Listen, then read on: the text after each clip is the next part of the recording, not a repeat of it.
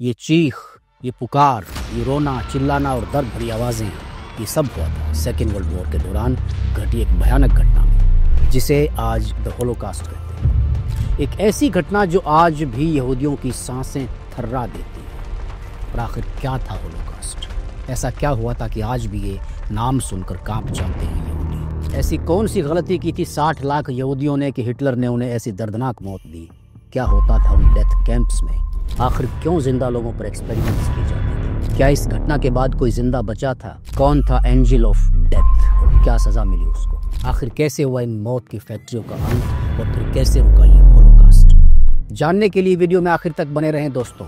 लेकिन शुरू करने से पहले चैनल को सब्सक्राइब कर बेल आइकन को जरूर दबाएं।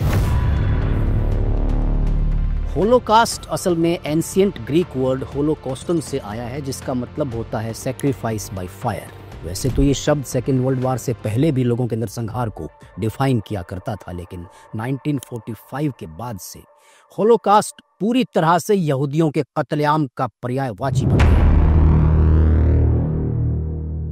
दरअसल ये पूरी कहानी शुरू होती है 1 सितंबर 1939 से, जब जर्मनी ने पोलैंड पर हमला किया और दुनिया के सबसे भयानक युद्ध सेकेंड वर्ल्ड वॉर की शुरुआत हुई।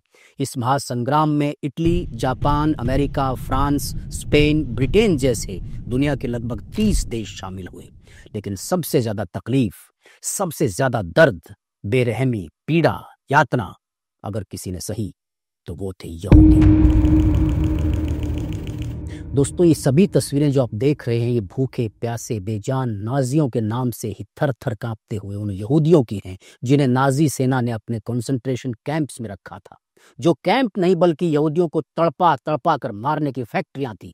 और इन फैक्ट्रियों में 1939 से लेकर 1945 तक 60 लाख से भी ज्यादा यहूदियों को बेरहमी के साथ मारा गया, जिनमें 15 लाख मासूम बच्चे थे। किसी को गैस चैम्बर में डाल दिया गया तो किसी के शरीर के जीते जी के टुकड़े कर दिए गए। और ये सब हुआ हिटलर के आदेश पर। जी हाँ, हिटलर, जो 1933 में जर्मनी की सत्ता पर काबिज हुआ। लेकिन सवाल ये है कि हिटलर यहूदियों से इतनी नफरत क्यों करता था? दरअसल यहूदी शुरू से ही बहुत होशियार और मेहनतकश लोग रहे हैं। अपनी मेहनत के दम पर इन्होंने ना सिर्फ एक अच्छी लाइफस्टाइल हासिल की, बल्कि ये काफी वेल्दी और रिच भी थे और आज भी हैं। लेकिन इनकी कामयाबी यूरोपियंस से देखी नहीं गई, स्पेशली हिटलर से। दरअसल पहले विश्व युद्ध में जर्मनी या हिटलर बुरी तरह से हार गया था और वो अपनी इस हार का कारण यहूदियों को मानता था। इसके अलावा हिटलर नॉर्डिक जर्मन आर्यंस की ज्यादा आबादी चाहता था। वो चाहता था कि पूरी दुनिया में सिर्फ नॉर्डर्न जर्मन आर्यंस हों और कोई नहीं। यहूदियों से हिटलर की नफरत को लेकर यह भी कहा जाता है कि सत्ता में आने से पहले वो एक यहूदी लड़की से प्यार किया करता था, लेकिन उसने हिटलर को धोखा दे दिया। इसलिए हिटलर ने यहूदियों के अंत की कसम खा ली। हालांकि हिटलर ही नहीं बल्कि यूरोपियंस भी यहूदियों को खत्म करना चाहते थे। इसलिए जब नाजियों को मौका मिला तो उन्होंने अपना असली रूप दिखा दिया। तो सेकेंड वर्ल्ड वॉर के दौरान जब जर्मनी ने लगभग पूरे यूरोप पर कब्जा किया तो उसने यहूदियों के नरसंहार की रूपरेखा तैयार की और 2 तरह के कैंप बनाए। एक तो डेथ कैंप, यानी मौत के चैम्बर, जहां जाते ही यहूदियों का कत्लेआम कर दिया जाता था। और दूसरे कॉन्सेंट्रेशन कैंप, जहां उन्हें तड़पा तड़पा कर मारा जाता था। इन्हें कई कई दिनों तक खाने का एक निवाला नहीं दिया जाता था। ऊपर से जर्मन के पागल वैज्ञानिक इन पर घिनौने एक्सपेरिमेंट्स किया करते थे। जिंदा इंसान की खोपड़ी के साथ क्या क्या किया जाता था, ये सोचकर भी रूह कांप जाती है। इंसान की खोपड़ी से लेकर उसका शरीर तक खोल दिया जाता था। उस वक्त हिटलर की नाजी सेना ने नेज़विलर, थेरेसियनस्टेड, फ्लॉसनबर्ग, ग्रॉस रोसेन, बुचेनवॉल्ड, बर्गन बेल्सन, स्टुटहोफ और माउंट होसन जैसे कॉन्सेंट्रेशन सेंटर्स थे। और शेल्नो, ट्रेब्लिंका, सोबिबोर, माजदानेक, बेल्जेक और ऑशविज बिरकेनी जैसे डेथ कैंप्स बनाए थे, जिनमें सबसे बड़ा और खतरनाक था ऑस्विज camp. United States Holocaust Memorial Museum के अकॉर्डिंग पोलैंड में मौजूद इस डेथ कैंप में नाजी सेना ने 1.3 मिलियन लोगों को भेजा था। इनमें से लगभग 1.1 मिलियन यहूदी थे, जिनमें से 9,60,000 लोगों की मौत इसी कैंप में हुई थी। इनके अलावा लगभग 2 लाख के आसपास गैर यहूदी जैसे कि पोलिश, मानसिक रूप से बीमार, रोमन्स, गे और सोवियत संघ के कैदी थे, जिनमें से ज्यादातर को कैंप में जाते ही मार दिया गया। एक रिपोर्ट के मुताबिक 1.1 मिलियन कैदियों या ऑस्विट्ज भेजे गए लोगों में 85% को मार दिया गया था, जबकि बाकियों में से कुछ बच गए थे और कुछ ने खौफ और दहशत के मारे दम तोड़ दिया था। इन सभी शिविरों में यूरोप से यहूदियों और दुश्मनों को चुन चुन कर लाया जाता था। सबसे पहले तो महिला, पुरुष और बच्चों को अलग अलग किया जाता था। इसके बाद कमजोर महिला और पुरुषों को बिना कपड़ों के चैम्बर्स में भेज दिया जाता था। असल में ये गैस चैम्बर्स हुआ करते थे जिन्हें पेड़ पौधों से ढक कर रखा जाता था। नाजी सैनिक यहूदियों से कहते थे कि आपको नहाने के लिए भेजा जा रहा है, और सैकड़ों की संख्या में लोगों को उन चैम्बर्स में ठूस कर बाहर से जहरीली गैस अंदर छोड़ दी जाती थी, जिसके बाद चैम्बर्स से दर्द भरी चीखने की आवाजें उठती। लेकिन बाहर खड़ी हुई ये सेना तो जैसे निर्दयी हो चुकी थी, उनको कोई फर्क ही नहीं पड़ता था। मरने वाले लोगों में बुजुर्गों को सबसे पहले रखा जाता था, क्योंकि नाजियों का मानना था कि बुजुर्ग किसी काम के नहीं होते हैं, इसलिए सबसे पहले तो बुजुर्गों को मारा जाता था। इसके बाद जो अपाहिज होते थे, यानी अगर किसी का हाथ नहीं है, पैर नहीं है, कोई दिमागी रूप से बीमार है, किसी के शरीर में कोई और दिक्कत है और वो काम करने लायक नहीं है, तो उन्हें भी या तो गोलियों से भून दिया जाता था या फिर इन गैस चैम्बर्स में नंगा करके मरने को छोड़ दिया जाता था। इसके अलावा वहां पर महिलाओं में भी बच्चियों को और जवान लड़कियों को अलग अलग रखा जाता था। बूढ़ी महिलाओं को मार दिया जाता था, बच्चियों को एक्सपेरिमेंट्स के लिए रखा जाता था, जबकि लड़कियों को दिन में मजदूरी और रात में नाजी सैनिकों के एंटरटेनमेंट के लिए रखा जाता था। और जो कोई भी इनकी बात मानने से इनकार करता, उसे तुरंत सजाए मौत दी जाती थी। इन लोगों को यूरोपियन कंट्रीज से चुन चुनकर ट्रेन में कचरे की तरह भरकर लाया जाता था। इनका सारा सामान नाजी सैनिक जब्त कर लिया करते थे, जिसके बाद कपड़े और सिर के बाल भी उतार लिए जाते थे। नाजी इन्हें कुछ फटे पुराने कपड़े देते और मजदूरी के लिए भेज दिया करते थे। आपको सुनने मात्र से गुस्सा आएगा, लेकिन इन लेबर कैंप्स में रोजाना लाखों लोगों को मारकर उन्हें पास ही दफना दिया जाता था। आसपास की जमीनें शमशान घाट बन गई थी, जहां एक के ऊपर एक न जाने कितने ही लोगों को कचरे की तरह फेंक दिया जाता था। मारने के बाद जो बचे खुचे अच्छे खासे लोग होते थे, उनसे इन कैंप्स में कड़ाके की सर्दी में फटे पुराने कपड़े पहनाकर दिन रात मजदूरी करवाई जाती थी, और खाने के लिए सिर्फ इतना दिया जाता था कि वो मरे नहीं। पीने के लिए सिर्फ एक टाइम पानी, वो भी गंदा, कीड़ों से भरा और इतना बदबूदार कि जानवर भी ना पिए। इसलिए कई हजार लोगों ने तो भूख प्यास से तड़प तड़प कर अपना दम तोड़ दिया, जबकि जो बचे उन्हें नाजी वैज्ञानिकों ने रूह कपा देने वाली मौत दी। दरअसल हिटलर ने नाजी डॉक्टर और वैज्ञानिकों को कैंप में मौजूद लोगों पर एक्सपेरिमेंट्स करने के लिए कहा था, ताकि अगर कोई एक्सपेरिमेंट सफल होता तो नाजी सेना के काम आता। हिटलर चाहता था कि उसकी नाजी सेना हर हाल में जिंदा रहे, हर हाल में दुश्मन का सामना करे। जबकि कई सैनिक ठंड से मर रहे थे, तो कई पानी में डूबकर प्लेन क्रैश और दूसरी घटनाओं में मर रहे थे। ये एक्सपेरिमेंट साल 1942 में शुरू हुआ था। असल में जब नाजी सेना ने यूएसएसआर यानी सोवियत संघ पर हमला किया था, तब उसका एक प्लेन क्रैश हो गया था और कई नाजी सैनिक इसमें मारे गए थे। इसलिए नाजी डॉक्टर सिगमंड रिचर ने एक कमरा तैयार किया, जिसका टेम्परेचर और मौसम बिल्कुल वैसा था जैसा आसमान में होता है। दरअसल सिगमंड देखना चाहता था कि क्या कोई इंसान ज्यादा ऊंचाई पर यानी आसमान में जिंदा रह सकता है या नहीं। इसलिए जब कमरे में उसने कैंप के 200 कैदियों को बंद कर दिया, जिन्हें कुछ अजीब तरह से लटकाया गया था, लेकिन इनमें से ज्यादातर कैदियों के लंग्स फट गए और उन्हें भयानक मौत मिली, जबकि कई ऑक्सीजन की कमी की वजह से मारे गए और कई बेसुध हो गए। इस तरह 200 में से 80 लोग मारे गए और जो बचे उन्हें भी गैस चैम्बर में ले जाकर जहरीली गैस की मदद से मार दिया गया। अगर किसी नाजी सैनिक को गोली लग जाए या उसके शरीर का कोई अंग कट फट जाए, तो उसे जल्दी से जल्दी कैसे ठीक किया जा सकता है, ये देखने के लिए नाजी डॉक्टरों और वैज्ञानिकों ने ह्यूमन ऑर्गन्स एक्सपेरिमेंट किया, यानी जीते जी यहूदियों के शरीरों पर डॉक्टरों ने कट लगाए। ये तो कुछ भी नहीं। इस एक्सपेरिमेंट में लोगों के शरीर को जहां से मन होता था वहां से काट दिया जाता था और फिर उन्हें सिला जाता था, वो भी उनके जिंदा रहते। सोचिए उन्हें कितना दर्द होता होगा, लेकिन उनकी चीखें जैसे नाजी डॉक्टरों को हिम्मत देती थी, मजा देती थी। इस भयानक एक्सपेरिमेंट में सैकड़ों लोगों ने दर्द से तड़पकर, ब्लीडिंग के चलते और शरीर पर घावों के चलते अपनी जान गंवाई थी। ऑस्विच जो नाजियों का सबसे बड़ा डेथ कैंप था, इसी कैंप में मौजूद था एक डॉक्टर जोसेफ मेंगले। इस डॉक्टर को एंजल ऑफ डेथ के नाम से भी जाना जाता है, यानी मौत का दूत, जिसे आप यमराज कहते हैं। जोसेफ के पास मानो दिल, फीलिंग्स और दुखों को समझने की भावना ही खत्म हो गई थी। ये जालिम डॉक्टर दूसरों को तड़पाकर इतना खुश होता था कि सुनने वाले के रोंगटे खड़े हो जाएं। ऑस्विज जो नाजियों का सबसे बड़ा डेथ कैंप था, इसी कैंप में मौजूद था एक डॉक्टर, डॉक्टर जोसेफ मेंगले। इस डॉक्टर को एंजल ऑफ डेथ के नाम से भी जाना जाता है, यानी मौत का दूत, जिसे हम और आप यमराज कहते हैं। जोसेफ के पास मानो दिल, फीलिंग्स और दुखों को समझने की भावना ही खत्म हो गई थी। ये जालिम डॉक्टर दूसरों को तड़पाकर इतना खुश होता था कि सुनने वाले के रोंगटे खड़े हो जाएं। डॉक्टर जोसेफ ने ही ऑस्विज के कैंप में ट्विंस पर एक्सपेरिमेंट शुरू किया था। जोसेफ चाहता था कि हर जर्मन औरत एक साथ 2 जुड़वां बच्चों यानी ट्विंस को जन्म दे, ताकि नॉर्डिक जर्मन्स की संख्या तेजी से बढ़े। इवन हिटलर ने भी हर जर्मन महिला को ट्विंस पैदा करने के लिए कहा था और ऐसी महिलाओं को बाकायदा सम्मान भी दिया जाता था। जोसेफ भी ऐसा ही चाहता था, इसलिए उसने कैंप में मौजूद 1500 जुड़वां बच्चों यानी 3000 बच्चों पर एक्सपेरिमेंट किया। और हैरानी की बात यह है कि इनमें से सिर्फ 200 बच्चे ही जिंदा बचे थे, जिनमें से एक की कहानी हम आपको सुनाते हैं। ये हैं ईवा मोजेज कोर, जिनका जन्म 1934 में हुआ था। ईवा की एक जुड़वा बहन भी थी, जिनका नाम मिरियम था। ईवा को जब डेथ कैंप में ले जाया गया, तब उन्होंने मौत को इतने करीब से देखा कि उन भयानक दिनों के सपने उन्हें आज भी सताते हैं।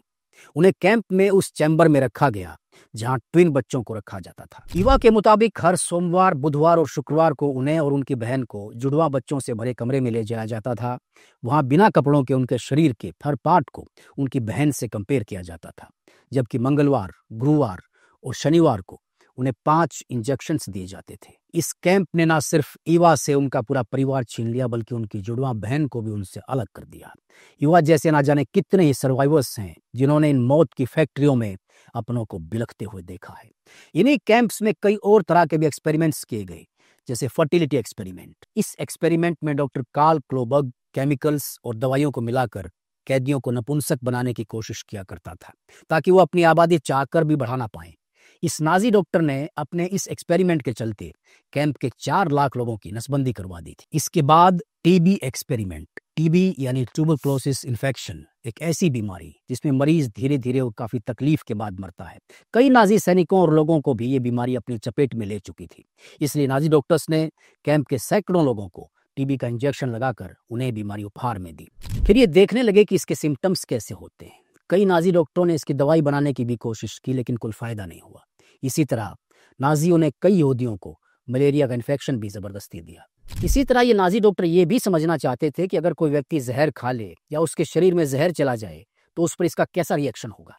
जहर की वजह से कई लोगों के शरीर के अंग बुरी तरह से सूज गए, कईयों ने तड़प तड़प कर अपनी जान दे दी, कईयों के ऑर्गन्स ने काम करना बंद कर दिया और इस एक्सपेरिमेंट में भी हजारों यहूदियों को मौत के घाट उतार दिया गया। इसी तरह एक मस्टर्ड गैस एक्सपेरिमेंट भी किया गया, जो हिटलर के सबसे पसंदीदा एक्सपेरिमेंट्स में से एक था। दरअसल हिटलर जो जर्मनी का तानाशाह था, वो शासक बनने से पहले जर्मनी की सेना में एक मामूली सा सिपाही था।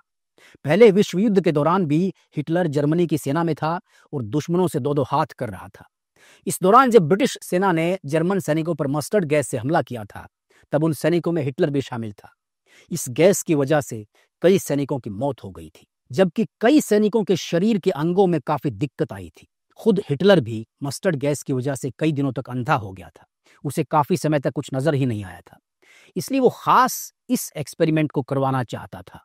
इसलिए नाजी डॉक्टर्स और वैज्ञानिकों ने भी मस्टर्ड गैस एक्सपेरिमेंट किया, ये देखने के लिए कि अगर फिर कभी नाजी सैनिकों पर इस गैस से हमला किया गया तो वो कैसे बच पाएंगे, कैसे जिंदा रहेंगे।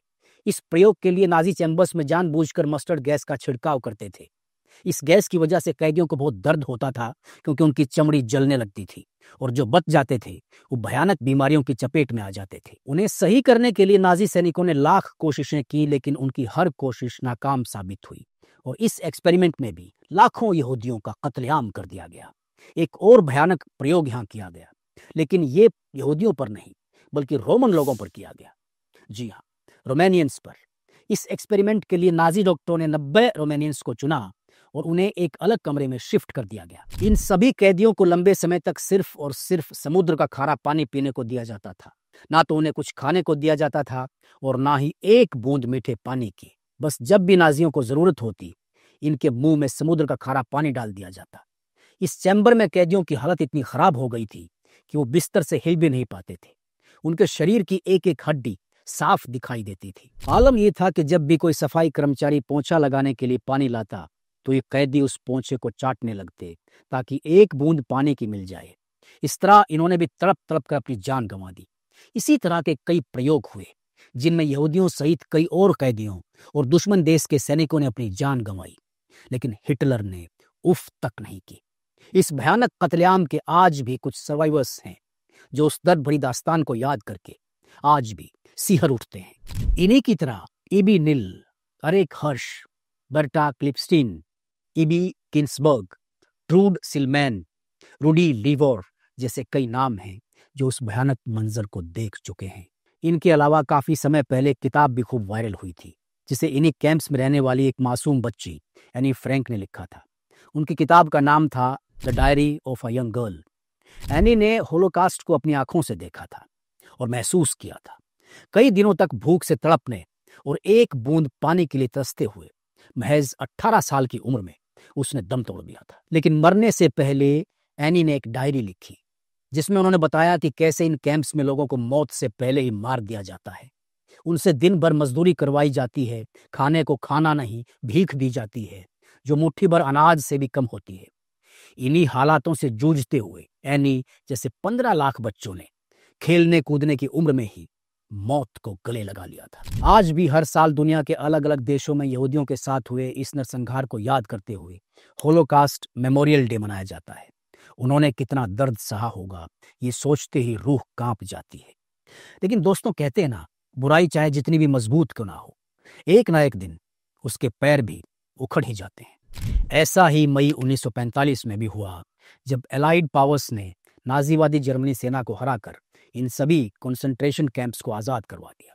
हालांकि नाजी सैनिक जान चुके थे कि अब उनके इस मौत के खेल का अंत होने वाला है, इसलिए दुश्मन की सेना के घुसने से पहले ही उन्होंने कैदियों को ठिठुरती सर्दी में बिना कपड़ों के इन शिविरों से बाहर भगा दिया। दूर कहीं इन लोगों को अमेरिकन सोल्जर्स मिले जिन्होंने इन सभी को बचा लिया, जबकि जो सैनिक कैंप्स में गए उन्हें वहां कुछ जिंदा लोग लेकिन ज्यादातर लाशें ही मिली जिनकी हालत बयां कर रही थी कि उन्होंने इन कैंप्स में कितना कुछ झेला है। इस सब के बाद एक्सपेरिमेंट करने वाले ज्यादातर नाजी डॉक्टर्स को सजाएं दी गई, लेकिन जोसेफ मेंगले उस समय तक सनकी हो चुका था और लोगों को तरह तरह के एक्सपेरिमेंट करके मारना अब उसका शौक बन गया था। वो अपनी मौत की फैक्ट्रियों में की गई रिसर्च को बचाना चाहता था, इसलिए उसने अपनी सारी रिसर्च अपने एक दोस्त को सौंप दी और खुद वहां से फरार हो गया। आपको बता दें कि आगे चलकर मेंगले को हार्ट की बीमारी हो गई थी, जिसकी वजह से 1979 में जब वो अटलांटिक महासागर में तैरने गया तो स्ट्रोक की वजह से उसकी पानी में डूबकर मौत हो गई। वहीं जर्मनी का तानाशाह हिटलर 30 अप्रैल 1945 को बर्लिन में जमीन से 50 फीट नीचे बने अपने बंकर में खुद को शूट कर लेता है और अपनी जान ले लेता। तो दोस्तों, ये थी उस नृशंस कत्लेआम की पूरी कहानी। वो सब कुछ वहां हुआ जिसे सोचकर ही कोई भी डर से कांप उठेगा।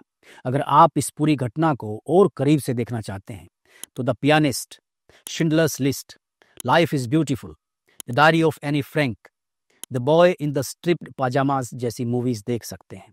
स्पेशली शिंडलर्स लिस्ट जो इस घटना को अच्छी तरह से दिखाती है। या फिर आप When Hitler Stole Pink Rabbit by Judith Kerr, Survival in Auschwitz, Ordinary Man, Reserve Police Battalion जैसी बुक्स पढ़ सकते हैं। आपको वीडियो कैसी लगी कमेंट करके ज़रूर बताएं। वीडियो पसंद आई हो तो लाइक और शेयर करके चैनल को सब्सक्राइब और बेल आइकन को प्रेस ज़रूर कर लें। धन्यवाद।